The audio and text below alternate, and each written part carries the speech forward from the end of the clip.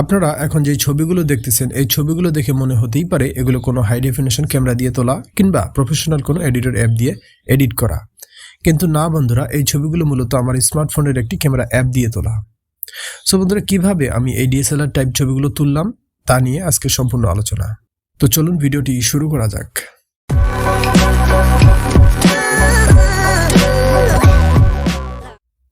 So বন্ধুরা, এরকম DSLR type photography করার জন্য আপনাদের একটি ক্যামেরা অ্যাপের প্রয়োজন হবে। ক্যামেরা অ্যাপটির লিঙ্ক আমি ভিডিও ডিসক্রিপশন বক্সে দিয়ে রাখবো এবং এই ক্যামেরা অ্যাপটিতে আমি যে কনফিগ ফাইলটি ব্যবহার করেছি সেটির লিঙ্কও ভিডিও ডিসক্রিপশন বক্সে দেওয়া থাকবে, আপনারা সেখান থেকে ডাউনলোড করে নেবেন।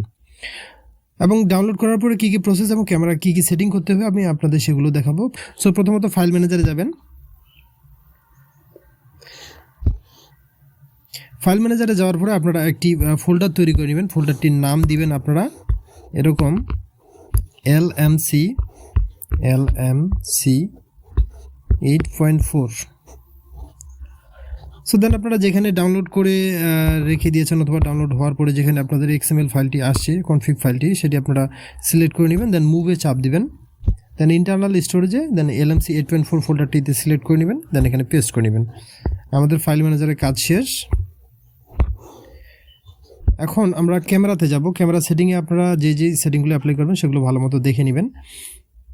সো এখানে বলে রাখি আমি LMC8.4 যেটিকে Gcam বলা হয়, Gcam এর LMC8.4 এর R16 ভার্সনটির ক্যামেরাটি আমি ব্যবহার করতেছি। সো আপনারা এই ভার্সনটি ব্যবহার করে নেবেন এবং আপনারা যারা আমার ভিডিওটি দেখতেছেন তারা এই ক্যামেরাটি ডাউনলোড করে নেবেন, তাহলে আপনাদের ক্ষেত্রে ছবি তোলার জন্য কোনো রকমের কোনো সমস্যা হবে না।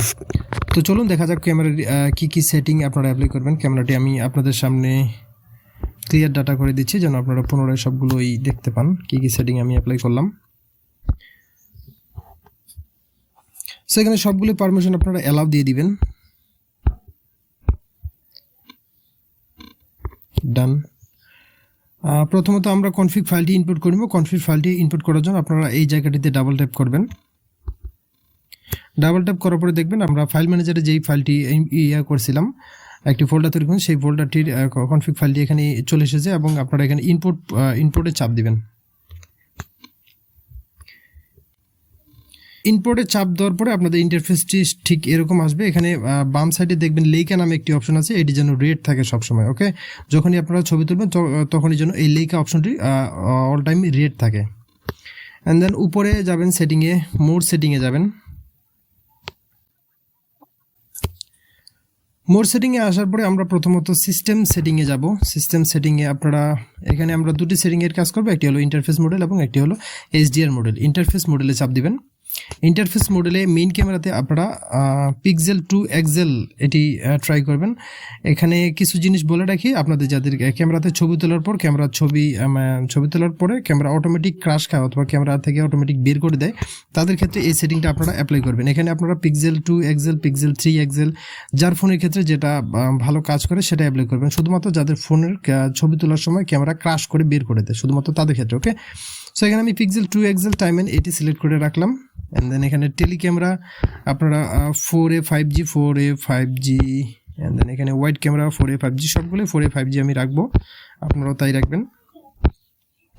ফ্রন্ট ক্যামেরা 4A 5G রাখবেন। ওকে, সো এখানে এখন HDR মডেলের কাজ করব। HDR মডেলে আপনারা মেইন ক্যামেরা পিক্সেল 7 পিপিট রাখবেন, পিক্সেল 7 Pro পিপিট এটা রাখবেন।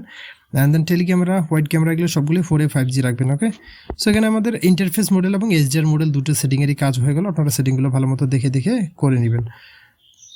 দেন এখানে আমরা আরেকটি সেটিংয়ে যাব, সেটি হলো প্রসেসিং ফাংশন ফাস্টের যে সেটিংটি। এখানে এই যে অটো সিটি কালার কারেকশন যে AWB এই সেটিংটি কাজ করবে। এই সেটিংটি মূলত তাদের ক্ষেত্রে প্রযোজ্য এবং কি যারা DSLR টাইপ ফটোগ্রাফি করতেন সবাই এই সেটিংটি অ্যাপ্লাই করবেন। সো এই সেটিংটির কিছু জিনিস বলে রাখে, যাদের ছবিতে কালার গ্রেডিংয়ের সমস্যা থাকে, ছবি তোলার ক্ষেত্রে দেখা যায় কারো ছবিতে গ্রিনটা বেশি হয়ে থাকে অথবা রেড কালারটা হয়ে থাকে, এরকম অনেক ধরনের সমস্যা থাকে। সেই সমস্ত সমস্যার সমাধানের জন্য মূলত এই ফাংশনটি এখানে আপনারা চাপ দিবেন অটো সিটি কালার কালেকশনে। সো এখানে যেই ফাংশনটি এখানে যদি কারো ইনেবল না থাকে আপনারা ইনেবল করে দিবেন। হ্যাঁ, অ্যান্ড দেন এখানে মেইন ক্যামেরাতে 3টি সেটিং, এই যে AWB, CCT এবং WB এই 3টি সেটিং আপনারা অবশ্যই অন করে রাখবেন। অন করে না রাখলে আপনাদের কালার গ্রেডিং সমস্যা দেখা দিবে এবং ছবিতে যে ন্যাচারাল কালারটা সেই কালারটা আপনারা পাবেন না। সো এখানে আমাদের 3টি সেটিংয়ে অন করা আছে, আপনারা অন করে রাখবেন। অ্যান্ড দেন এখানে দেখবেন অ্যাডভান্স সেটিংয়ে যে ফাংশনগুলো আছে আপনারা এগুলো অ্যাপ্লাই করতে পারেন অথবা বাই ডিফল্ট রাখতে পারেন, এটাতে কোনো সমস্যা আসবে না। সো এখানে আমাদের ক্যামেরা সেটিংয়ের কাজ শেষ, এই সমস্ত সেটিং আপনারা অ্যাপ্লাই করবেন। আর এখানে এই যে বলে রাখলাম বাম সাইডে লেইকা নামে অপশনটি আপনারা অবশ্যই ফলো আপে রাখবেন। লেইকা নামে অপশনটি মূলত খুব জরুরি, রেড কালার থাকা যখন আপনারা ছবি তুলবেন। অ্যান্ড দেন এখানে যখন আপনারা পিকচার ব্লারনেস চাইবেন তখন আপনারা এই যে পোর্ট্রেট মোডটি ব্যবহার করবেন, এবং যখন আপনারা ন্যাচারাল একেবারেই ন্যাচারাল কিছু ফটোগ্রাফি চাবেন তখন আপনারা এই যে ক্যামেরার উপর চাপ দিয়ে ছবিটি তুলবেন। আমি আবারও বলছি, যখন আপনারা ব্লারনেস DSLR টাইপ ছবি তুলতে যাবেন তখন পোর্ট্রেট মোডটি ব্যবহার করবেন, এবং যখন আপনারা প্রাকৃতিক কিছু ছবি তুলবেন তখন আপনারা ক্যামেরার উপর চাপ দিয়ে ছবিটি তুলবেন।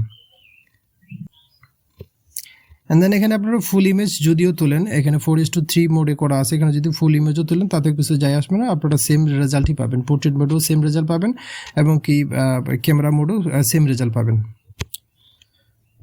সো বন্ধুরা, এই সমস্ত সেটিং অ্যাপ্লাই করে আমি কীরকম ফটোগ্রাফি করেছি সেগুলো আপনাদের এখন দেখাবো।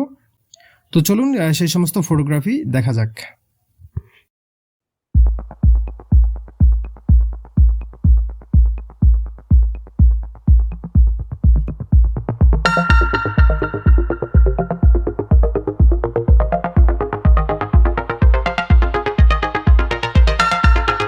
সো বন্ধুরা, এই ছিল আজকে ভিডিওটি যদি ভালো লেগে থাকে ভিডিওটিতে একটি লাইক দিবেন, চ্যানেলটি সাবস্ক্রাইব করবেন এবং পাশে থাকা বেল আইকনটি বাজিয়ে দিবেন পরবর্তী ভিডিওর নোটিফিকেশন পেতে।